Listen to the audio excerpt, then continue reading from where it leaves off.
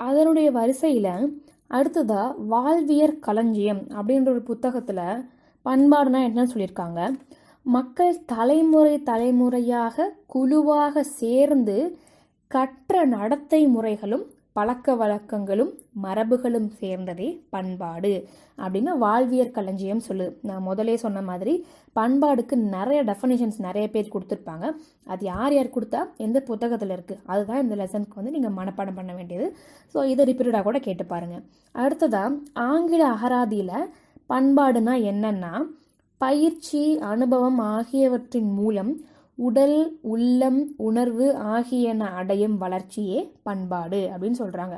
இப்போ இதுக்கடுத்ததாக பண்பாடு பற்றி அறிஞர்கள் என்னென்னலாம் வரையறை கொடுத்துருக்காங்க. முதல்ல விவேகானந்தர் அவர் என்ன சொல்கிறாருன்னா, பண்பாடு அல்லது கலாச்சாரம் என்பது சமயம் பாரம்பரியம் பொருளாதாரம் ஆகியவற்றை கொண்டு நிர்ணயிக்கப்படுகிறது.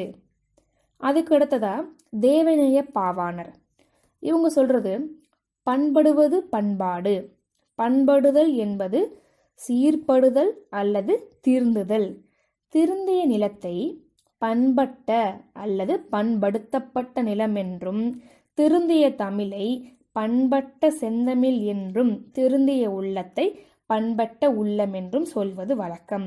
ஈஸியாக புரிஞ்சிருக்கும்.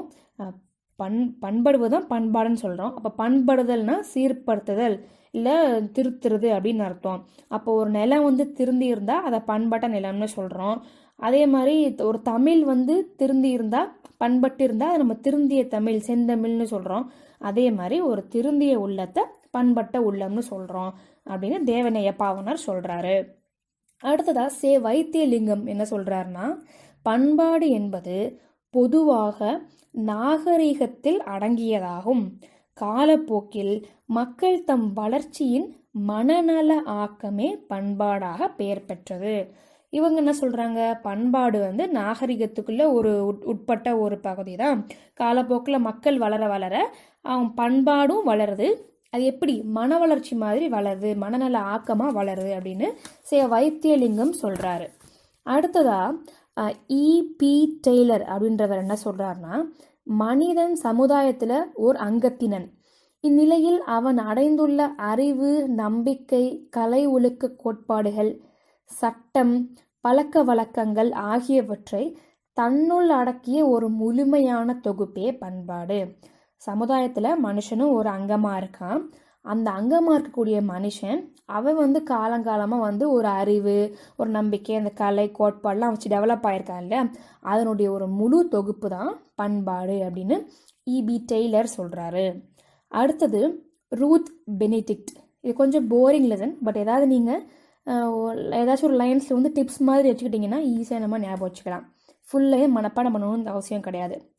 அடுத்தது ரூத் பெனிடிக்ட் என்ன சொல்கிறாருன்னா, மக்களின் சிந்தனையும் செயலும் நடவடிக்கையும் ஒவ்வொரு இனத்தவரிடமிருந்து வேறுபட்டு காணப்படுவது பண்பாடு. இது ஈஸியாக புரிஞ்சிருக்கும். ஒரு குரூப் ஆஃப் பீப்புளுக்கும் இன்னொரு குரூப் ஆஃப் பீப்புளுக்கும் டிஃப்ரென்ஸ் இருக்கும். அந்த டிஃப்ரென்ஸ் தான் பண்பாடு அப்படின்னு ரூத் பெனிடிக்ட் சொல்கிறாரு. அடுத்து வால்டேர் அப்படின்றவர் என்ன சொல்கிறாருன்னா, அவரவர் அன்றாட பணிகளை நேர்மையான மனநிலையுடனும் நேர்மையான நோக்குடன் மகிழ்ச்சியுடனும் செய்வதை தான் பண்பாடு மிளிர்கிறது அப்படின்னு வால்டேர் சொல்கிறாரு. அடுத்ததாக எல்வுட் மற்றும் ப்ரவுன் அப்படின்றவங்க 2 பேர் என்ன சொல்கிறாங்கன்னா, பண்பாடு என்பது இயற்கையின் மீதும் தன் மீதும் மனிதன் கொண்டிருக்கும் கட்டுப்பாடு தான் அப்படின்னு சொல்கிறாரு. மனித உடை ஆயுதங்கள் கருவிகள் மறைவிடம் ஆன்மீகம் மொழி இலக்கியம் போன்றவற்றை உள்ளடக்கியது பண்பாடு அப்படின்னு எல்வுட் மற்றும் ப்ரவுன் சொல்கிறாங்க. அடுத்ததா C.C. நார்த் அப்படின்றவர் சொல்கிறது, மனிதன் தன்னுடைய தேவைகளையும் விருப்பங்களையும் நிறைவேற்றி கொள்ள உருவாக்கிய கருவியே பண்பாடு அப்படின்னு C.C. நார்த் அவர்கள் சொல்கிறாரு.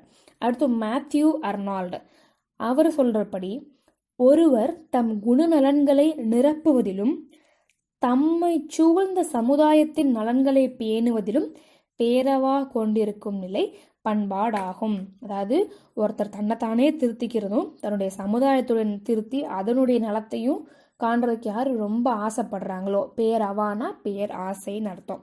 பேராசையில் ரொம்ப மிகப்பெரிய ஆசைன்னு அர்த்தம். ஸோ அந்த மனநிலை தான் பண்பாடு அப்படின்னு மேத்யூ அர்னால்டு சொல்கிறாரு. அடுத்தது மாலினோசுக்கி அப்படின்றவங்க, பண்பாடு என்பது மக்களால் ஆக்கப்பெற்ற கருவி. இந்த ஊடகத்தை கொண்டே மக்கள் அவர்களின் தேவைகளை நிறைவு செய்து கொள்கின்றனர். பண்பாடுன்றது மக்களாக உருவாக்கிக்கிட்ட கருவி தான். அந்த கருவியை வச்சு அவங்கவுங்களுக்கு என்ன தேவையோ அதை செஞ்சுக்கிறாங்க அப்படின்னு சொன்னவங்க மாலினோசுக்கி. அடுத்தது ஆடம்சன் ஓபல். இது வந்து எக்கனாமிக்ஸில் வர டிஃப்ரெண்ட் பேர் மாதிரி தான் இருக்கும், ஸோ ஞாபகம் வச்சுக்கோங்க. Adamson opal. இப்போ பண்பாடு என்பது மக்கள் அனைவரும் கூட்டாக சேர்ந்து செயற்படும் போது உண்டாகும் நடத்தை முறைகளின் சேர்மமாகும். இது அந்தந்த சமூகத்திற்கு மட்டுமே உரியது, உயிரியல் நிலையில் மரபுரிமையாக வராதது. இவங்க சொல்கிறபடி பார்த்தா மக்கள் எல்லாரும் கூட்டாக சேர்ந்து வாழ்கிறப்ப சொன்னோம் இல்லையா, ஒரு குரூப்புக்கும் இவங்க குரூப்புக்கும் சேரக்கூடிய ஒரு டிஃப்ரெண்ட் சேர்மங்கள் தான் பண்பாடுன்னு சொல்கிறாங்க. இது ஒவ்வொரு சமூகத்துக்கு மட்டுமே உரியதாக இருக்குது. உயிரியல் அதாவது ஜெனட்டிக் ரீதியாக வந்து ஒரு மரபுரிமையாக இது வராது அப்படின்னு சொல்கிறாங்க. அடுத்தது KM முன்ஷி. அவங்க சொல்கிறது என்னென்னா, பண்பாடு என்பது சீரிய வாழ்வுரிமை. இவ்வாழ்வுரிமை மக்கள் நம்பிக்கை வைத்துள்ள அடிப்படை மதிப்பீடுகளால் ஊக்குவிக்கப்படுகிறது.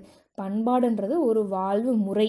அந்த வாழ்வுரிமைன்னு சொல்லிட்டு பண்பாடு என்பது சீரிய வாழ்வு முறை. இந்த வாழ்வு முறை மக்கள் நம்பிக்கை வைத்துள்ள அடிப்படை மதிப்பீடுகளால் ஊக்குவிக்கப்படுகிறது அப்படின்னு KM முன்ஷி சொல்கிறாங்க.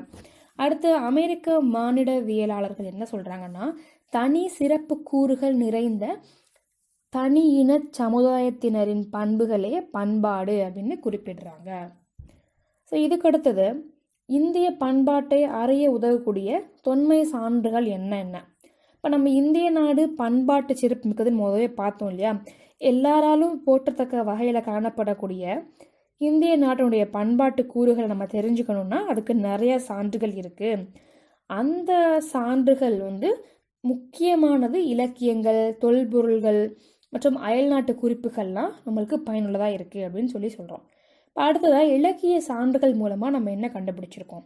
இப்போ ஒவ்வொரு காலகட்டத்திலும் நடந்த நிகழ்வுகளை அறிஞ்சு கொள்றதுக்கு இலக்கியங்கள் ரொம்ப வந்து துணை புரியுது. அதனால தான் அதை வந்து காலத்தின் கண்ணாடி அப்படின்னு சிறப்பாக நம்ம வந்து சொல்கிறோம். இப்போ நம்ம பண்பாட்டு கூறுகளுடைய சிறந்த ஒரு வாயில், அதாவது ஒரு கேட்வேயாக இலக்கியங்கள் இருக்குது அப்படின்னு சொன்னால் அது மிகையாகாது அப்படின்னு சொல்கிறாங்க. இப்போ அந்த இலக்கியம்லாம் எப்படி உதவிச்சு அப்படின்றத நம்ம பார்க்க போகிறோம். என்னென்ன வகையான இலக்கியங்கள் அப்படின்னு ஒன்றுன்னா நம்ம பார்க்கலாம்.